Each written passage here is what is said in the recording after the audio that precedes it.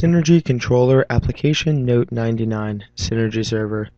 I'm Jared Foreman from Title Engineering Corporation, and today I'm going to talk about a technology we've developed called Synergy Server.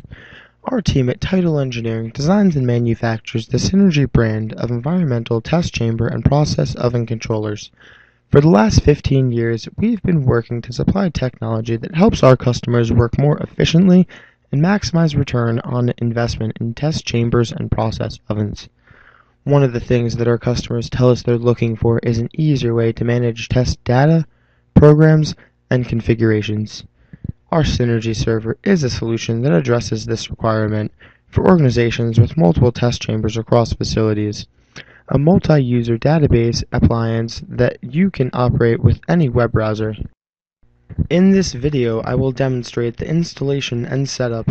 The Synergy Server is a virtual machine, which is a technology that makes software installation simple and straightforward. I will show you how to download and install the Synergy Server on your computer. We will add a controller to the server, and finally, we'll see how to add a new user to the server. In part 1, I demonstrated the features and benefits of the Synergy Server. Now it's time to see the installation and setup. Let's get started. The Synergy Server is a Linux virtual machine that runs in a VMware virtual player. The advantage of the virtual machine is that the web server and database software are pre-installed and set up, and the Linux software is free. In addition, it can run on Windows and Linux operating systems. I browse to the Synergy Server page on the Title Engineering website and download the Synergy Server virtual machine to a new folder I created named Synergy Server.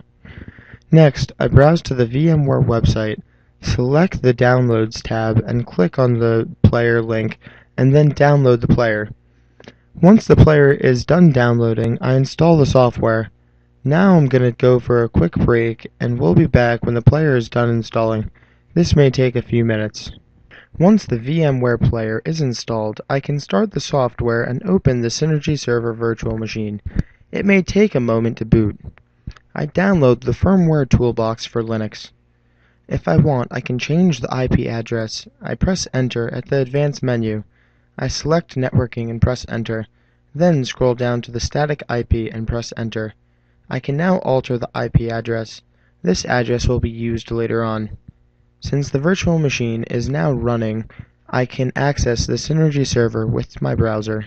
In order to access the Synergy Server, I type the IP address followed by SynServer with capital S's. The first time I log in, I use the username admin and the password admin. These are case sensitive, so I need to capitalize A in the user and password. Now it's time to set up my controller with the Synergy Server. This is the controller page, which displays all the controllers registered to the server. I can search for a controller based upon the controller name, the location, or the serial number. First, I will add a controller. I do this by clicking on Add Controller. I will name the controller Jared Nano. The location is my office. If it's in a specific building or a chamber, you can specify that here. Next, the serial number, which can be found on the controller in the About folder in the maintenance screen. Once I've entered the serial number and pressed Add Controller, it's time to connect my controller to the Synergy Server. I open the Communications screen, then browse to the Synergy Server Setup folder under the Ethernet Network Synergy Server. By the way, I can always see where I am in the folder structure from the path at the top of the screen. First, I type the Synergy Server key into the controller. If you do not know your Synergy Server key, contact Title Engineering. Next, I type the Synergy Server address 172.16.10.205 and then enable the Synergy Server feature. If I want to be able to back up my controller to the Synergy Server, I enable the controller backup. From here, I go back once and into the Establish Connection folder. When I click Connect, my controller attempts to handshake with the Synergy Server, and it tells me that it was successful. My controller's test data will be stored in the Synergy Server database and available to all the Synergy Server users. Next, we will see how to add a user. From the Synergy Server users page, I see a list of all the different users of the Synergy Server. I want to add myself, so I click Add User and enter my information. For the security settings, I will leave everything at read only. Now I've been added to the Synergy server, and my work here is done. Time to log out of the Synergy server. We have learned how to set up and install the Synergy server. I showed you how to connect your controller with the server, and finally we learned how to add a new user to the server.